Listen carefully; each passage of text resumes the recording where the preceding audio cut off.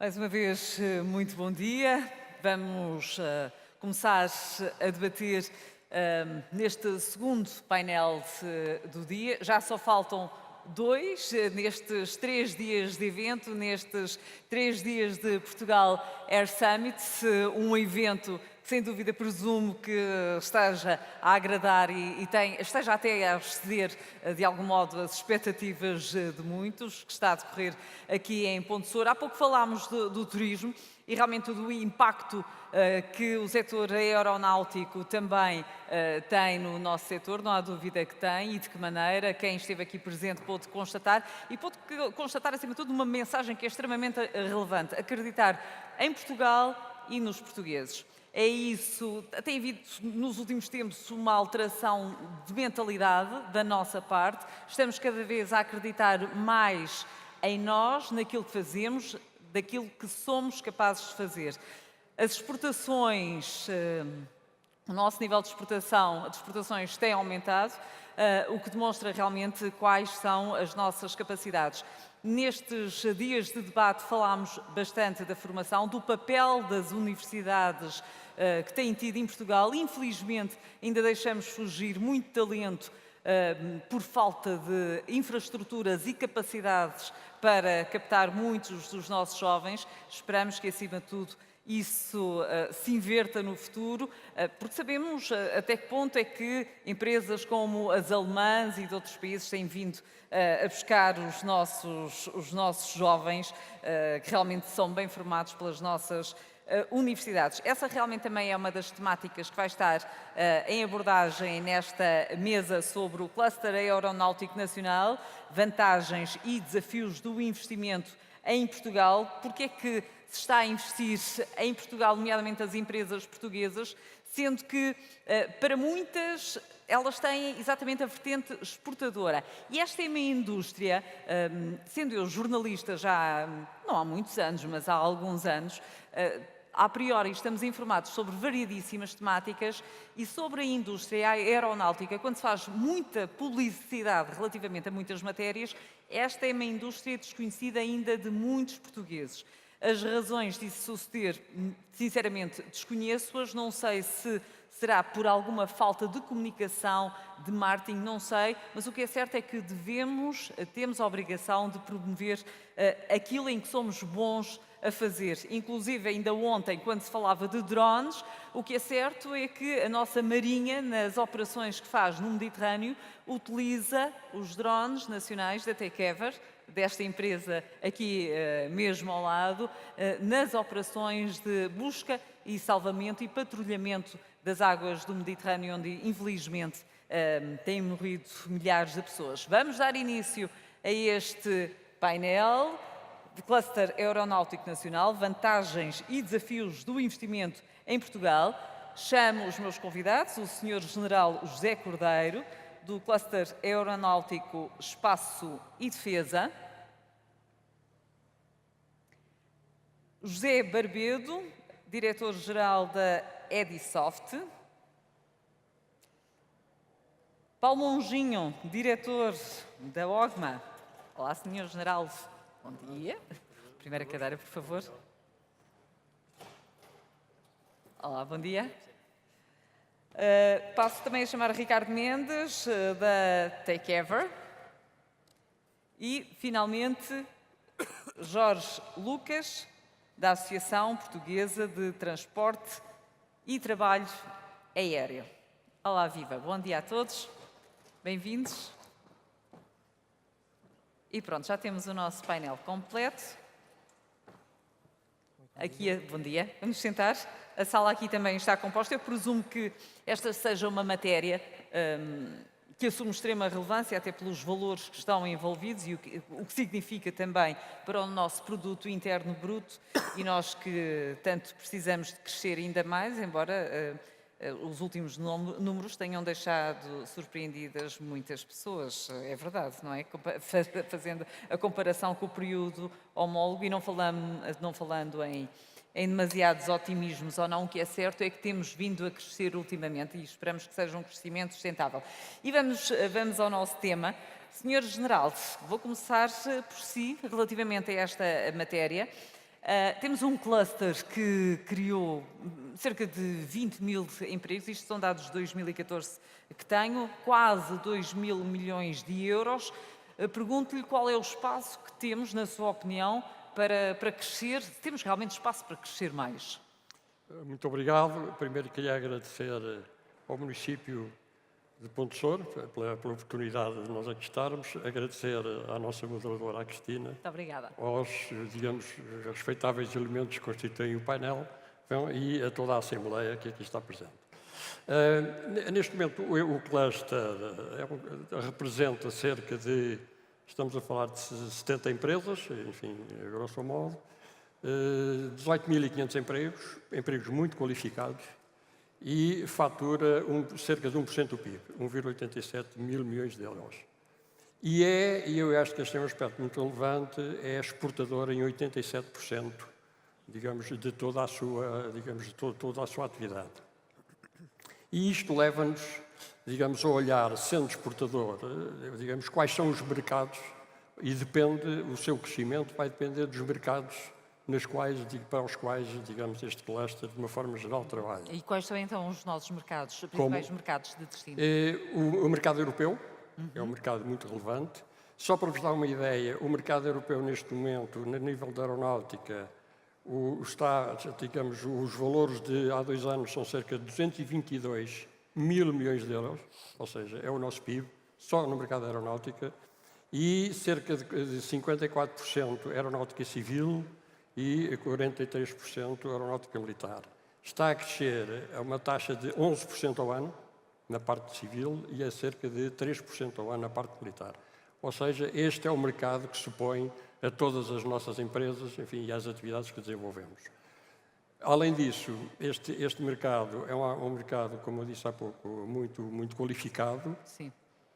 Os fatores de atratividade que este mercado vê em nós, e estamos a falar de uma experiência significativa que já temos, designadamente com, digamos, empresas de elevado, designadamente a Airbus e outras empresas europeias, são empresas, enfim, que se instalam, digamos, que existem neste mercado com um elevado valor acrescentado. Nesse aspecto, um dos fatores de atratividade que nós apresentamos para estas empresas, com as quais nós naturalmente, enfim, nos identificamos, é a qualidade dos fatores dos recursos humanos, dos nossos recursos humanos. Portanto, já não é o salário, a mão de obra barata. Não, aqui neste setor não é do... Não. Os salários aqui sim são salários, digamos, atendendo às qualificações que constituem o universo, são já salários, enfim, que estão muito para além do salário mínimo. Ou seja, a nossa mais-valia nesta altura, uma das nossas mais-valias é exatamente a mão de obra qualificada. Ou seja, nós formamos bem os nossos meninos.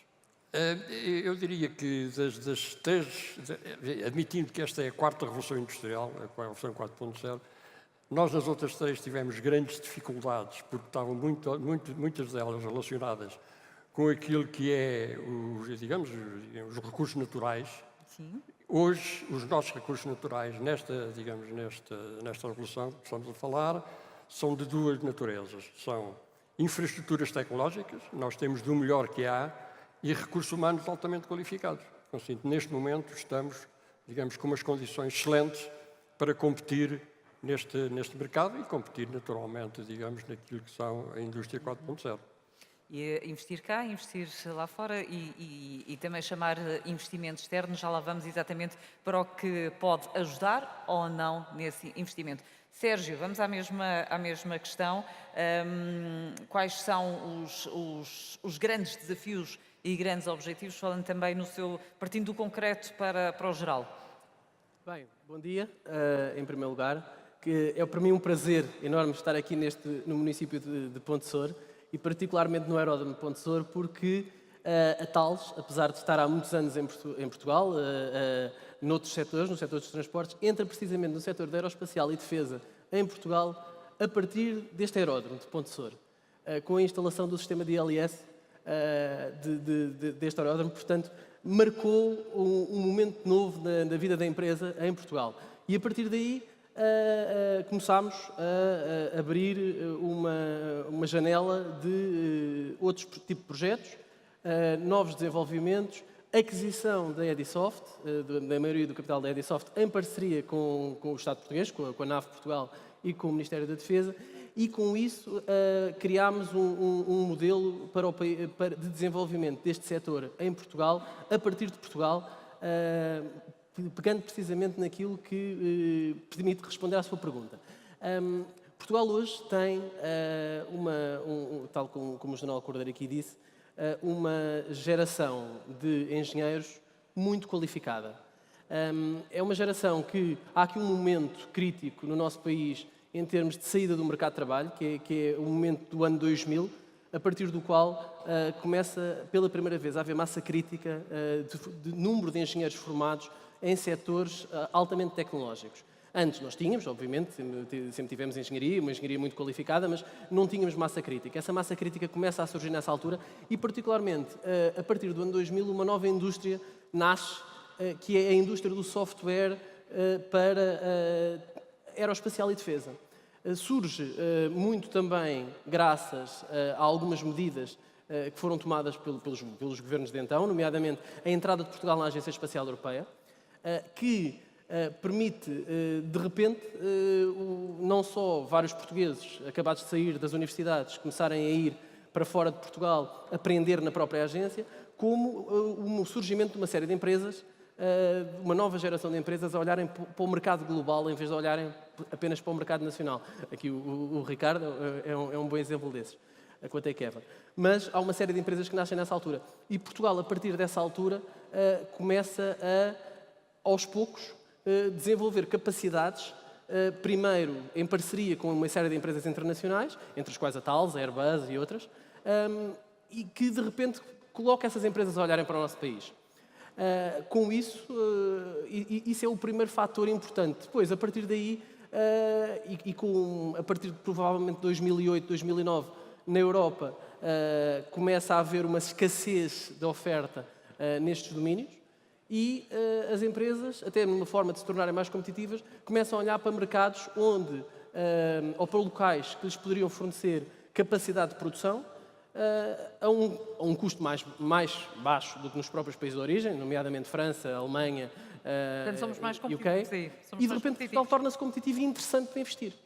E eu acho que é a realidade hoje. Nós hoje vemos uma panóplia de empresas internacionais a investirem em Portugal. Isto não começou agora, já começou há uns anos, como eu disse, e esse investimento deriva precisamente disto. Começamos a ter escala, começamos a ter somos vistos de fora como muito reliable, muito fiáveis. A engenharia portuguesa é uma engenharia que é reconhecida pela sua qualidade e particularmente o trabalhador português é normalmente muito esforçado. É produtivo. Há E muito produtividade, que era um Ao contrário do dos que costuma handicaps dizer. que se falava sobre os portugueses, não é? Que não éramos produtivos lá fora e cá dentro não. Exatamente. Mas somos cá dentro. Nesta área somos muito produtivos. Por isso, Nesta área. eu julgo que claramente aqui os fatores mais relevantes são a existência de recursos com capacidade para executar as tarefas e a existência depois também de alguns investimentos em momentos críticos que permitem que a partir desses investimentos se cresça em cima deles. E Ponte Soura aqui Claro. uma boa demonstração que E um acaba por investimento ser alavanca. permitiu um crescimento enorme à volta. Só uma pergunta para uma resposta muito rápida, que é para passar aos seus parceiros de debate. Porquê é que decidiu investir aqui e não noutro local? A Thales. O que é que era mais atrativo e competitivo aqui? em Aqui, detrimento de locais?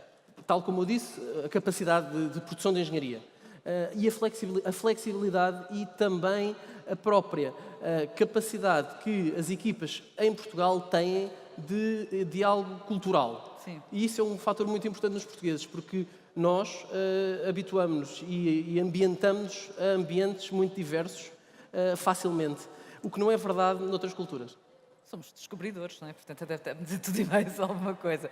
Paulo Monjinho, a mesma questão. Bom dia. Relativamente a esta situação, os grandes desafios e grandes objetivos e se temos espaço para crescer mais ou não. Bem, bom dia. Antes de mais, agradecer também o convite. Eu represento a OGMA e gostaria de fazer aqui uma associação com o que estamos a falar, com o caso concreto da OGMA. A OGMA é uma empresa que para o ano faz 100 anos, portanto, a aeronáutica em Portugal para o ano faz o seu primeiro centenário e, de facto, é a prova de que é possível recuperar empresas, é possível crescer as empresas, atrair investimento. Para lhe dar uma ideia, a OGMA é uma empresa que em 2005 estava à beira da falência, não é? Era uma empresa totalmente estatal e, de facto, depois do movimento de privatização, com a entrada da Embraer, verificou-se, de facto, que os trabalhadores portugueses, aquelas 1.800 pessoas que ali estão, foram capazes de dar a volta e atualmente é, de facto, um case study. Nós somos detidos em 65% pela Embraer e em 35% pelo Estado e, de facto, é um casamento que funciona muitíssimo bem. O nível de exportação da empresa atinge neste momento os 97%, enquanto que há 10 anos atrás não passava dos 30%, 40%. E, portanto, atualmente a OGMA representa no setor aeronáutico aquilo que Portugal é capaz de fazer. Atrair investimento, atrair um grande parceiro internacional, no caso a Embraer, contratar trabalhadores, contratar engenheiros e ter hoje em dia 17 nacionalidades distintas a trabalhar nas instalações ali da Alverca. E, portanto, é um pouco aqui na sequência daqui que o colega estava a dizer, trabalhadores brasileiros, franceses, alemães, engenheiros dessas nacionalidades e, portanto, isto para dizer que o setor tem muito por onde crescer, o setor português tem muito por onde crescer, os nossos engenheiros são reconhecidamente bem aceitos nos mercados externos, têm uma grande flexibilidade, conseguem trabalhar em diferentes geografias. Nós temos trabalhadores desde a Argentina ao Djibouti, Paquistão, vamos mandar para a semana uma missão para Cabul e, portanto, de facto, demonstra toda a nossa flexibilidade e capacidade de interagirmos com diferentes culturas. Portanto, eu diria que há muito por onde crescer, as faculdades portuguesas são muito boas, nós temos parcerias com todas elas, estamos constantemente a participar nas feiras de emprego, no técnico, na UBI, temos protocolos com escolas técnico-profissionais e, portanto, é todo este movimento, é toda esta dinâmica que cria valor acrescentado claro. e que, de facto, faz, falando dos salários, há pouco tempo perguntavam qual era o salário médio da OGMA e, de facto, obviamente que está muito acima dos vencimentos de salários mínimos, porque, de facto, é uma indústria tecnológica e que prima pela diferenciação. Ricardo, aqui a Takeover, também aqui ao lado, tem tido aqui um papel, um crescimento substancial nos últimos tempos, com a inauguração de um novo espaço há relativamente pouco tempo e um investimento muito grande, porque é esse investimento nesta altura em Portugal.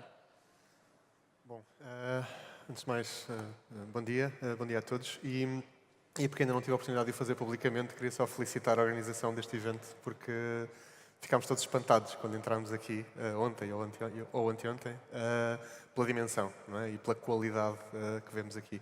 Portanto, eu não tinha tido a oportunidade de dizer, pessoalmente já tive, mas não em público, e portanto, muitos parabéns.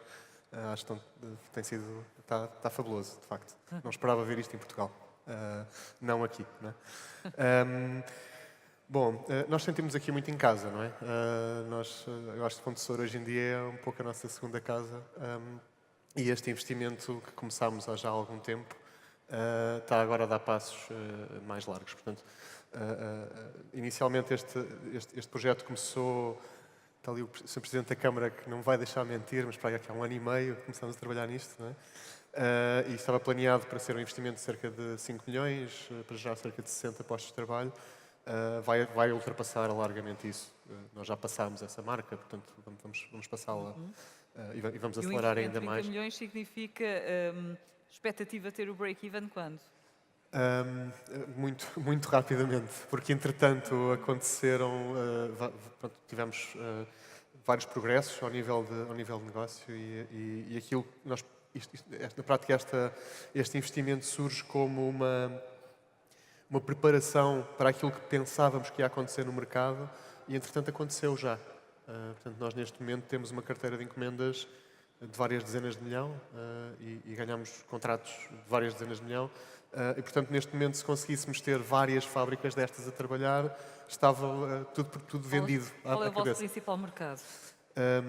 Neste momento é europeu, nesta área, embora o Sudoeste Asiático e o Sul-Americano sejam muito fortes. Portanto, O facto da Marinha Portuguesa ter utilizado, por exemplo, os vossos drones nas missões que têm no Mediterrâneo, até que ponto é que isso vos trouxe, aumentou a carteira de clientes? Porque muitas vezes há situações negativas que acabam por ser positivas para outras vertentes. Aqui a crise dos refugiados abriu aqui um outro tipo de mercado, não é? sim, portanto, este tipo de ferramentas que nós produzimos, não é?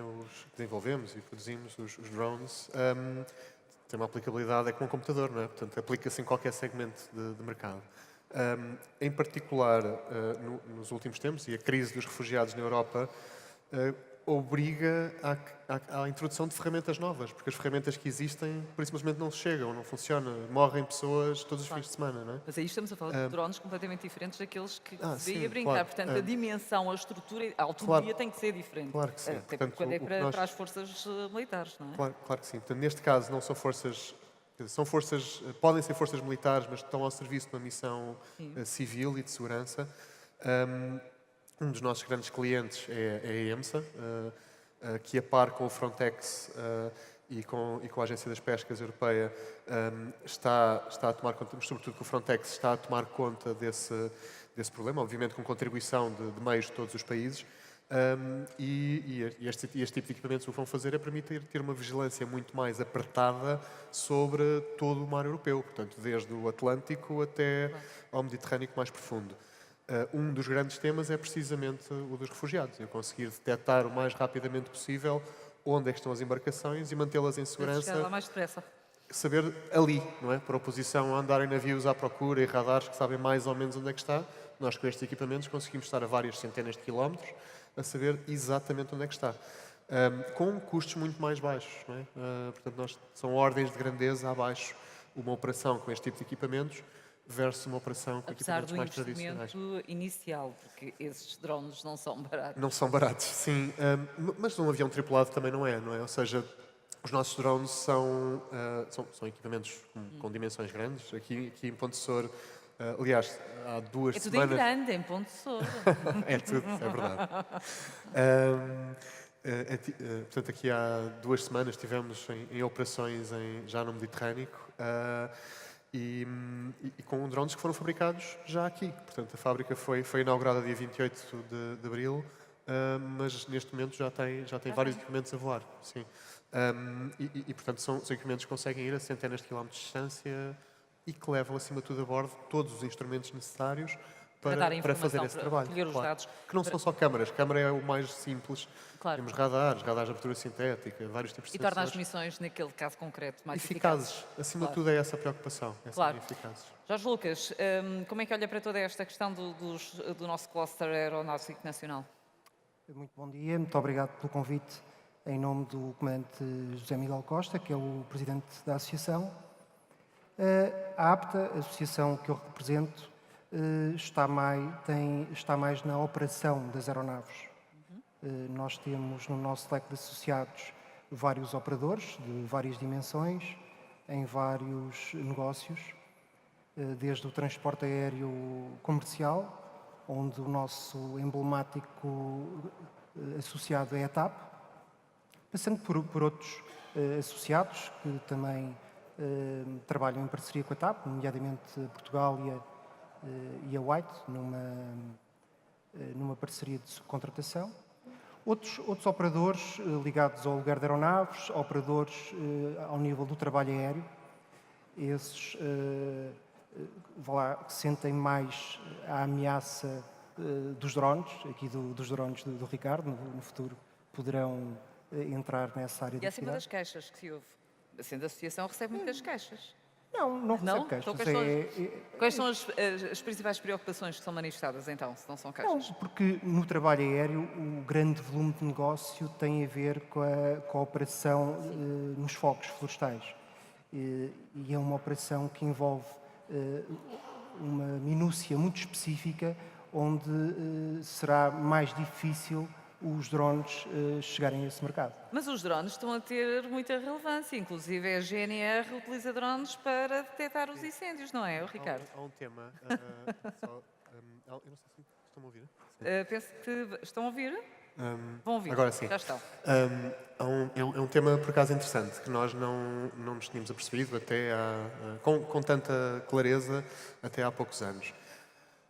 Hoje em dia, por exemplo, as missões que temos feito já ao serviço da EMSA, por exemplo, nós temos pilotos, ou seja, há uma equipa envolvida que está em terra, por isso simplesmente não está no avião. Não está a pilotar o avião diretamente, mas está a comandar a missão. Ou seja, todo o controle de espaço, toda a ligação ao controle de espaço aéreo, tudo aquilo que é feito normalmente com uma equipa a bordo de um avião, neste caso é feito com uma equipa que está em terra. O que obviamente traz muito mais conforto, retira risco, etc. Mas há muito trabalho a ser feito. Para ter uma ideia, as nossas equipas que fazem a operação para a EMSA têm entre 4 a 6 pessoas, no mínimo.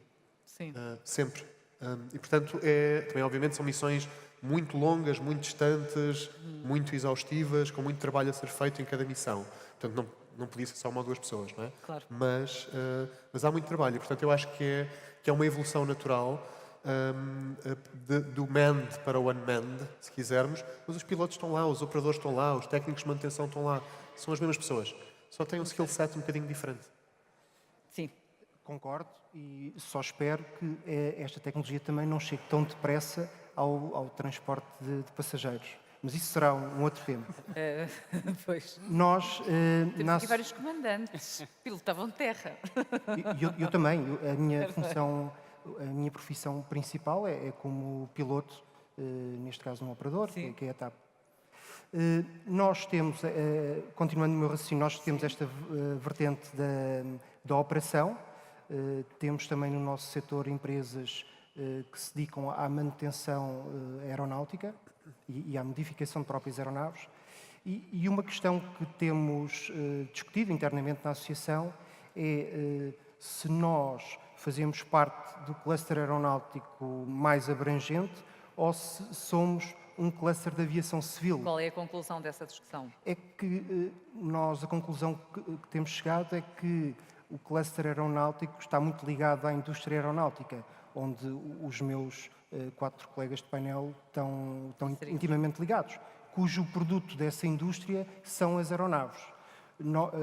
Para o nosso âmbito, o nosso, digamos, cluster de aviação civil, a aeronave é um input, é um dos fatores de produção, como temos os recursos humanos, também muito qualificados, como outros recursos, em termos da indústria petrolífera, infraestruturas aeroportuárias, outro tipo de recursos. Ou seja, é um cluster mais abrangente. Sim. E que funciona em paralelo e que também puxa, de alguma forma, pelo cluster aeronáutico nacional. Sr. General, há pouco, logo na sua primeira intervenção, aflorámos a questão do investimento propriamente dito, eu disse depois voltaríamos lá, nomeadamente com as vantagens e desvantagens face àquilo que existe. Eu pergunto-lhe, ao nível de investimento nacional, portanto, cá dentro para cá dentro, e chamar o investimento externo, pergunto-lhe quais são aqui os principais problemas ou não que temos, nomeadamente ao nível da lei laboral, precisa ou não de ser mexida, a nível da fiscalidade, precisa ou não de ser mexida, e ao nível da legislação, precisa ou não de ser estável. Temos aqui um ministro. É só para... Não tenho, já saiu. Porque é necessária a previsibilidade, não é? O que é certo é que é uma coisa que muita gente se queixa, além da justiça ser demasiado lenta. Em termos de investimento, há duas formas de crescimento de uma empresa, digamos, que se insere neste setor. Uma delas tem a ver com investimento externo. Desejavelmente, esse investimento externo deve ser investimento tecnológico. Aliás, temos aqui alguns bons exemplos, designadamente a questão da OGMA, que ainda há bocadinho se falou, em que é o facto de entrar um parceiro tecnologicamente evoluído e que traz mercado que muda completamente a estrutura da OGMA. Ou seja, a OGMA hoje é aquilo que foi trazido pelo seu, digamos, investidor externo, neste caso específico da Embraer. Isto sucede noutros setores, também muito semelhantes, na área das TICs, na área, digamos, no caso da Edisoft e da Thales, no caso da ID e da Roden Schwarz, todos, digamos, é o parceiro externo, é o parceiro investidor externo que conhece o mercado e que, digamos, dá e que leva a empresa para outros mercados e, porque assim, dá-lhe uma dimensão completamente diferente. Uma outra forma é as empresas ganharem capacidades e competências para competirem e concorrerem, digamos, no mercado internacional. Ou seja, as nossas empresas, de uma forma geral, que se inserem neste setor, são empresas, aí haverá 10%, são grandes empresas acima de 250 pessoas e que faturam acima dos 30 milhões. As outras empresas são pequenas e médias empresas. E estas empresas, digamos, para se constituírem e se internacionalizarem, enfim, porque o mercado doméstico é muito limitado, naturalmente, digamos, são empresas que têm que ganhar competências e essas competências vêm de duas formas. Assim, nós somos normalmente consideradas, são empresas da ordem dos Tier 2, Tier 3, assim, instalam-se em níveis que não são os níveis principais, assim, enfim, não são as OEMs, e isso é feito através de consórcios, assim, as empresas têm que se associar e criar massa crítica e competências e capacidades para concorrer numa escala completamente diferente, ou associarem-se a empresas, digamos, semelhantes, empresas externas. Temos alguns exemplos interessantes. Neste momento, digamos, há uma apetência muito grande das empresas congêneres francesas, por exemplo, estão a olhar com muita atenção para o nosso mercado. Leia-se Airbus e leia-se, digamos, empresas semelhantes. Já começa a haver instalação em Portugal de um conjunto de empresas com uma capacidade elevada. Só para dar aqui um pequeno exemplo que eu acho que é muito interessante, que é o exemplo, por exemplo, da Mecachrome, que é uma empresa que se vai instalar na proximidade da Embraer em Évora. E numa apresentação que nos fez há relativamente pouco tempo, há 2 ou 3 meses, na Évora Techno Days, enfim, eu falo em Évora porque faz parte aqui do cluster, digamos, aeronáutico aqui da região, Évora, Breja e Ponte Sor, e um dos fatores de sucesso que foi, digamos, enfim, apresentado como um case study foi de que, no prazo de um ano, essa empresa tinha-se conseguido construir de raiz um conjunto de edifícios, dotá-los de equipamento e ter pessoas adaptadas e prontas a funcionar. Um ano depois estava a funcionar em pleno. Este é um fator fundamental de atração para qualquer empresa estrangeira. Quando nós tivermos essa capacidade de colocar esta possibilidade a uma empresa estrangeira, digamos, é garantidamente um fator de sucesso. Sérgio Barbeiro, é mais fácil investir também em Portugal porque há menos burocracia, que era uma das queixas que também havia muito, não é? As dificuldades em conseguir obter, eram os licenciamentos, eram as autorizações dos registros e não sei o quê.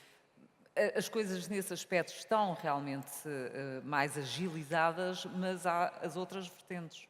Eu acho que nós em Portugal a estabilidade é um fator, para o investimento a estabilidade é um fator crucial. É preciso sermos capazes de prever como é que as coisas vão evoluir e o investimento é avesso ao risco, sendo propenso ao risco ao mesmo tempo. Portanto, o investimento naturalmente toma risco para ter retorno do capital, mas ao mesmo tempo não gosta de risco naquelas variáveis que a Cristina referiu, como é o caso da legislação, como é o caso da parte fiscal. E esse é um problema que é importante nós percebermos e, acima de tudo, percebermos que a estabilidade é um fator importante. Há um fator curioso na questão fiscal, que é, para mim, decisivo nos próximos anos. E é um pouco contrário ao que muitas vezes se ouve, pelo menos esta é a minha opinião. Eu acho que nós temos que ser capazes de reduzir a fiscalidade sobre o trabalho. E isto é importante se nós queremos ter a capacidade de ter os recursos humanos na escala e na dimensão que precisamos ter cá em Portugal. Porque um dos fatores que é relevante para manter cá as pessoas, há um fator que nós damos, que é a qualidade de vida que se pode ter em Portugal, que realmente esse é um fator natural para atrair pessoas para trabalhar em Portugal e para manter cá os nossos jovens. Mas é importante que as pessoas não sejam tão penalizadas pelo trabalho. E com isso nós também nos tornamos mais competitivos face ao estrangeiro. E a carga fiscal sobre as empresas? A carga fiscal sobre as empresas, obviamente mais é muito emprego, importante. não é? Também. Obviamente que é muito importante. Mas se eu quero, como país, ter escala e ter, acima de tudo, produção cá em Portugal, e se eu não tiver massa crítica de pessoas para fornecer as grandes empresas internacionais, elas não vêm para cá. Não é por terem impostos mais baixos que vêm para cá. Para isso fazem abrem cá um escritório e fazem transferências. Mas com mais rendimento, vou-lhe contra-argumentar, com mais rendimento disponível, as pessoas não irão consumir mais, mas, nomeadamente, produtos importados. Isso pode acontecer, mas se eu quero manter os meus engenheiros a trabalharem em Portugal, e provavelmente muitos deles, a partir de certa altura, porque durante muito tempo nós tínhamos a capacidade técnica e a capacidade funcional não era tão grande, porque naturalmente as pessoas dificilmente trabalhavam neste setor cá em Portugal. Hoje começa a haver alguma escala em pessoas a trabalhar neste setor em Portugal. O que é que acontece? Essas pessoas, a certa altura, veem as suas oportunidades profissionais futuras fora de Portugal com um grande salto salarial. E esse grande salto salarial é um incentivo muito forte para pessoas que já têm um nível de capacidade técnica bastante elevado para saltarem para fora do país. E nós, para as retermos, temos que ser capazes de ser eficazes fiscalmente na fiscalidade do trabalho. O que é uma coisa que eu acho que as pessoas ainda não estão muito alerta, mas que nós começamos a sentir nos nossos engenheiros de topo. É o salto qualitativo, o salto de valor ao saírem de Portugal torna-se muito relevante. Portanto, se nós queremos Segurar talento. segurar os talentos cá, Através da fiscalidade temos que também. estar muito atentos à questão da fiscalidade no trabalho. E não se fala-se muito na fiscalidade para as empresas e esquece essa parte que é muito importante para as empresas. E qual é a sua opinião também relativamente a esta matéria, Paulo? A fiscalidade, a lei laboral, podem ser obstáculos ou não? Claro. E a falta de previsibilidade Claro. para o investimento externo Claro. e interno? Olha, relativamente ao investimento externo, eu sou da opinião, pelas experiências que temos, nomeadamente ali na OGMA, de que existe de facto um esforço que já se vinha a sentir nos anos anteriores, mas com alguma acentuação agora nos últimos anos, para uma ajuda mais operacional, mais pragmática às empresas.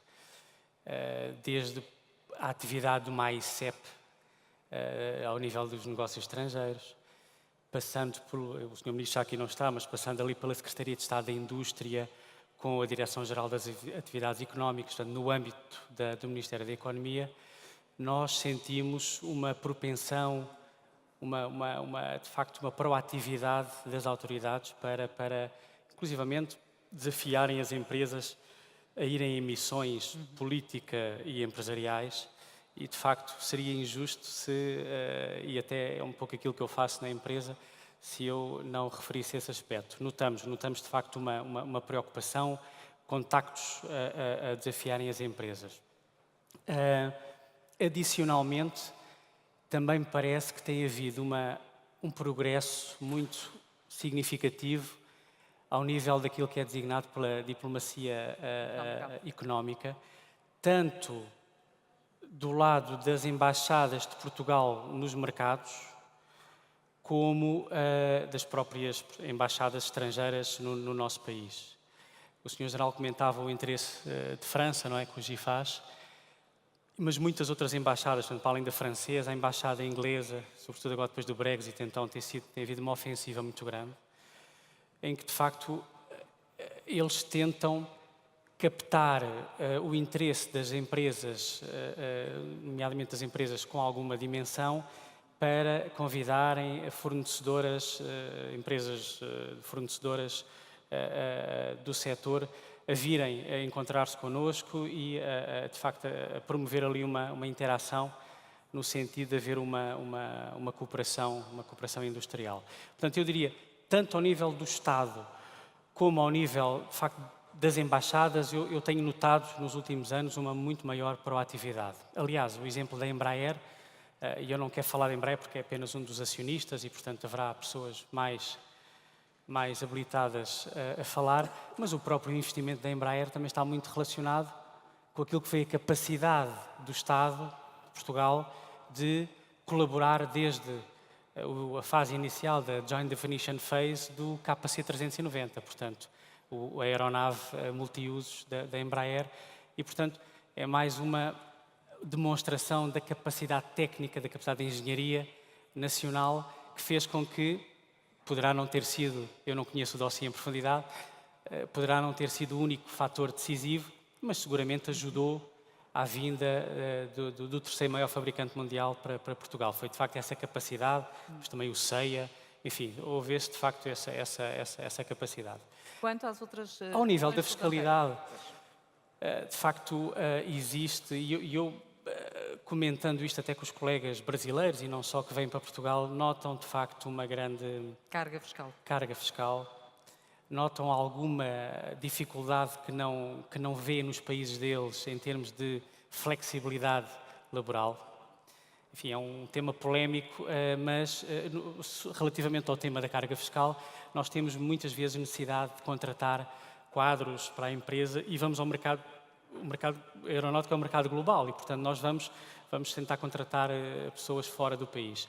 E a grande dificuldade de virem para Portugal, não obstante esta qualidade de vida e esta tranquilidade e esta segurança, é de facto a carga fiscal. Portanto, dificilmente somos competitivos e trazer um diretor e pagar-lhe de facto menos do que ele ganha, enfim, é difícil.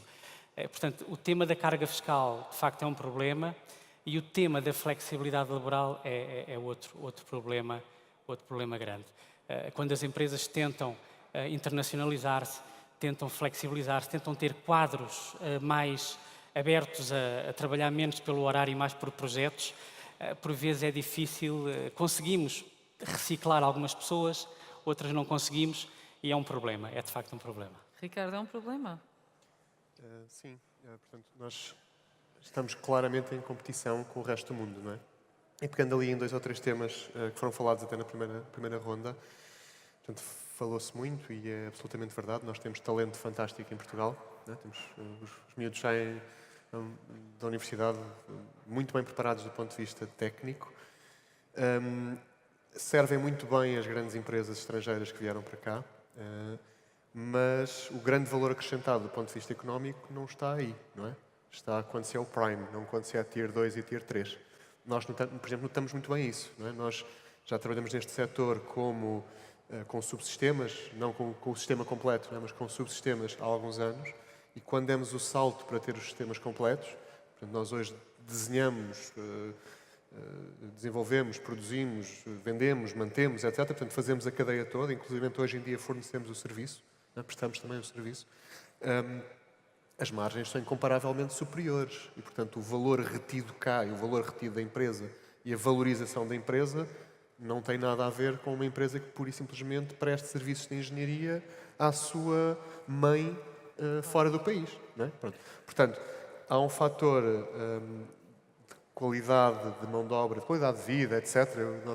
O nosso negócio é uma muito grande percentagem, 87%, penso eu, para fora do país. Mas gostamos muito de viver cá, não é? Quer dizer, e temos uma grande parte do investimento é feito em Portugal e poderia não ser. Portanto, do ponto de vista de talento, com certeza, a tónica só que eu queria deixar, face até à primeira ronda, é o grande investimento agora, na nossa ótica, e acho que esse Governo está a fazer isto bastante bem, é no empreendedorismo para criar empresas que ofereçam o produto final e o serviço final elas próprias. E não apenas o projeto. E não apenas seja um departamento de engenharia de uma empresa externa que depois deixa a margem lá e não cá. Okay? Portanto, isso é completamente diferente. Enquanto não houver uma noção muito clara do que é isto, não se vai criar um setor forte onde há margens que depois permitam fazer investimentos como aquele que nós fizemos aqui. Este investimento aqui surge porque nós conseguimos gerar margem. Ponto final. Ou seja, é muito claro, é cristalino. Enquanto não se perceber isto, nós somos um excelente departamento técnico de empresas que têm a sua margem lá fora. Sim. Okay? E eu acho que este Governo percebeu isso muito bem e está a fazê-lo neste setor e no setor espacial, por exemplo, o movimento que se está a fazer, eu penso que de certeza que se vai discutir isso hoje no painel de espaço, Sim. hoje à tarde, é um movimento de capacidade de criação de primes, portanto de Tier 1, se quiser, portanto quem vende diretamente ao cliente final, em Portugal. E é a única forma de nós fazermos o setor desenvolver mais. Porque senão vamos continuar a ter excelentes engenheiros que vão todos embora. Ou vão embora para fora de Portugal, ou vão embora estando em Portugal, mas trabalhando para empresas cujos capitais são estrangeiros. Não é? Pronto. E é isso não Portanto, eu acho que este é um tema central à nossa economia nos próximos anos. Sobre o tema da competitividade salarial, que se falou bastante, portanto, nós sofremos muito isso já na área do software há bastantes anos. Nós temos imensos colegas no Google, ex-colegas nossos que trabalhavam na TechEver e que estão hoje no Google, no Facebook, no Snapchat, no WhatsApp, por aí fora. Portanto, é um mercado perfeitamente global. Nós próprios já fazemos isso, não é? Portanto, nós quando abrimos esta área, quando entramos de forma mais pesada na área dos UAVs, uma das coisas que fizemos foi buscar para o nosso top management pessoas muito experientes da indústria que por acaso estão em Inglaterra. Portanto, e fizemos nós um investimento em Inglaterra, criámos uma TechEver UK e o senior management lá é malta com 30 anos de indústria aeronáutica e da indústria de defesa. E isso permitiu-nos dar um salto enquanto empresa. Portanto, se estão lá, se estão cá, para nós é mais ou menos indiferente. São na TechEver, não é? Claro. Portanto, do ponto de vista salarial, eu acho que nós somos pouco competitivos em Portugal, portanto, precisamente por causa da carga fiscal. No entanto, também temos um nível de vida mais barato do que noutros sítios. Nós, por exemplo, a comparação entre os salários na TechEver em Portugal e na TechEver UK. Em valores absolutos, quem está na TechEver UK, as mesmas posições equivalentes, ganha mais. Em valor relativo, é muito equivalente. Porque nós temos um nível de vida bastante mais barato do que lá. E podemos fazer a mesma comparação com o Brasil, com a China, com os Estados Unidos, ou mesmo com a Holanda. Nós temos escritórios nestes países todos. E tentamos fazer isso. Tentamos ser competitivos, mas manter um equilíbrio do ponto de vista relativo. Agora, em termos absolutos, há grandes variações, obviamente.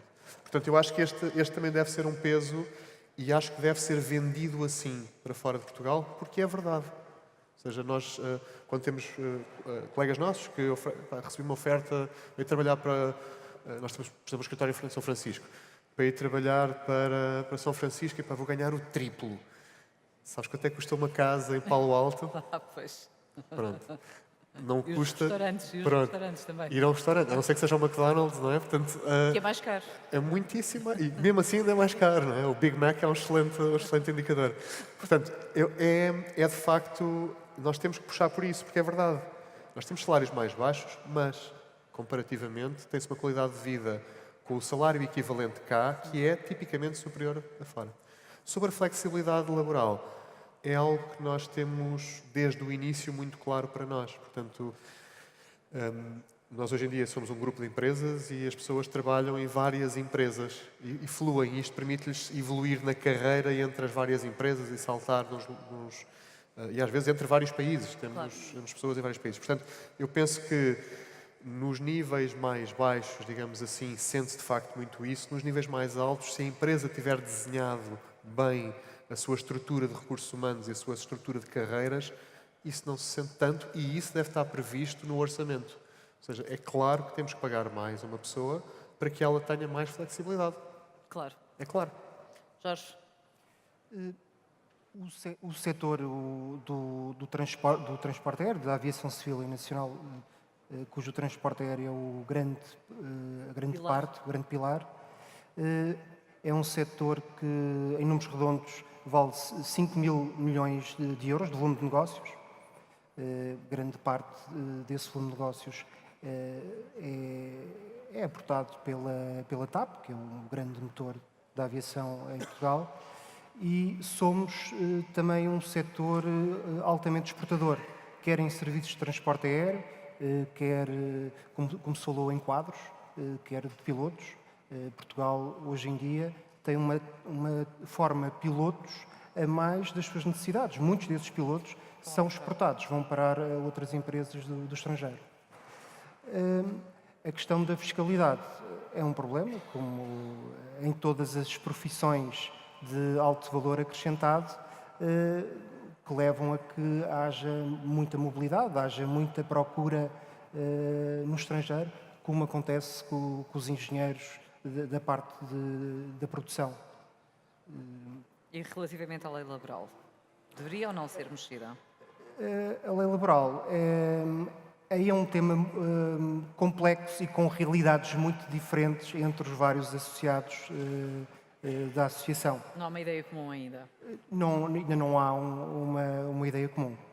E é um tema com alguma polémica.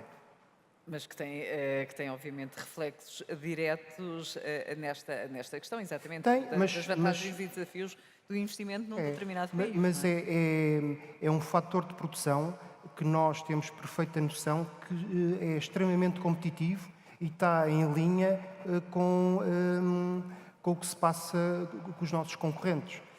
Eu creio que a parte da fiscalidade traz complica a situação, dá um certo enviesamento da concorrência. Sim. E que numa indústria altamente competitiva, como são as indústrias do nosso setor, tem implicações e que leva a haver mobilidade de quadros. É como o Sérgio falou, não é? Mas está a falar mais ao nível dos impostos diretos sobre o rendimento. Sobre o trabalho, sobre o imposto sobre o trabalho. Não sobre as empresas. Também, mas mais sobre o trabalho. Muito bem. Mais sobre o trabalho. Eu agradeço a todos o facto de terem participado neste painel sobre esta temática do Cluster Aeronáutico Nacional. Muito obrigada a todos. Espero que tenhamos sido de algum modo esclarecedores relativamente a esta matéria. Uma conclusão evidente é que temos espaço, temos saber, temos know-how e temos espaço para crescer. Muito obrigada. Sucesso. Obrigada.